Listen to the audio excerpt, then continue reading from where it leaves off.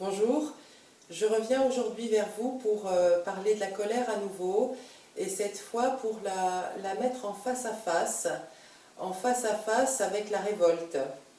Hier on était dans une explication de développer et de support avec Manon 3X et Manon 20 ans et puis dans la nuit j'ai senti cette évolution et cette description très pertinente entre Manon 3X, adolescente qui était en colère, et puis il m'est venu cette structure qui fait que Manon 20 ans, Manon est en révolte.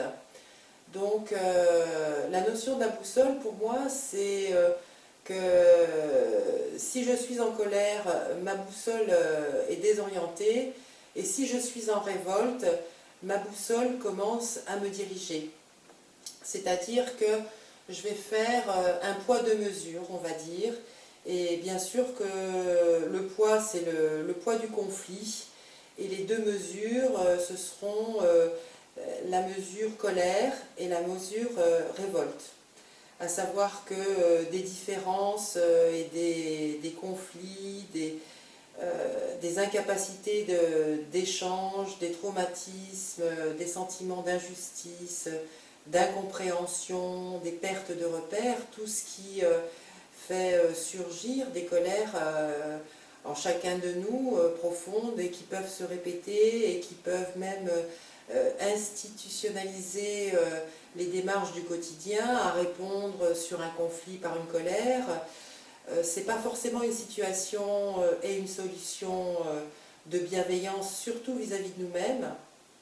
La colère apporte pas de solution, alors que la révolte, oui. Alors attention, je ne porte pas de jugement de valeur, il est bien sûr interdit d'interdire, et si je prends cette vidéo et je mets un poids de mesure, conflit avec la mesure colère ou la mesure révolte, c'est pour traduire une description et une explication de motivation, de réparation, on va dire, pour pouvoir, sachant que dans la révolte, on va être davantage, vraiment, en conscience, en capacité de structurer, d'avoir des repères pour identifier les choses. En révolte, on est davantage dans une position d'identification, à savoir ce qui est bon, ce qui est mal pour nous, d'avoir conscience de la perte de repères, mais d'être en capacité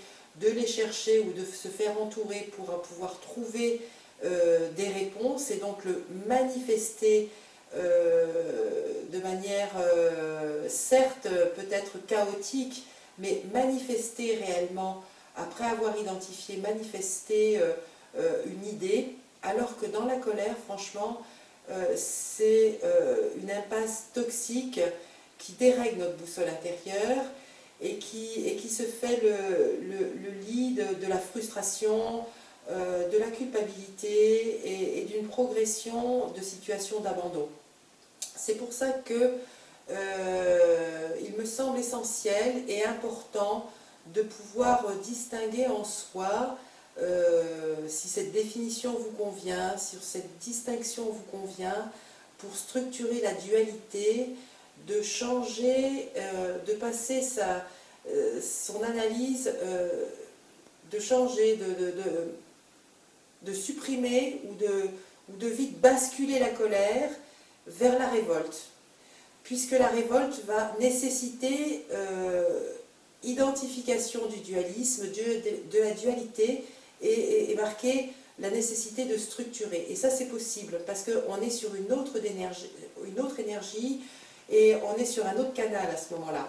Voilà, c'est un petit guide qui est quand même important, et si on est nombreux à être dans cette énergie-là, on peut davantage être en structuration et se structurer. Il faut avancer dans ce 21e siècle et se servir de ce que les anciens ont fait, des révoltes et des révolutions par rapport à la structure qui était en place à ce moment-là, et pour pouvoir advenir et se créer un monde d'intelligence et de cœur. En fait, c'est ce dont je voudrais témoigner la bienveillance, le cœur, et ça passe forcément par des combats, des luttes, mais elles peuvent être intelligentes parce qu'on a un grand nombre d'outils maintenant. Donc on oublie ou on passe rapidement de la colère à la révolte pour structurer une solution réparatrice. Voilà pourquoi j'ai fait cette vidéo. Adieu la colère, bonjour la révolte, j'ai structuré mes idées et j'avance. Voilà. Merci, au revoir, à bientôt pour d'autres sujets. Merci. Au revoir.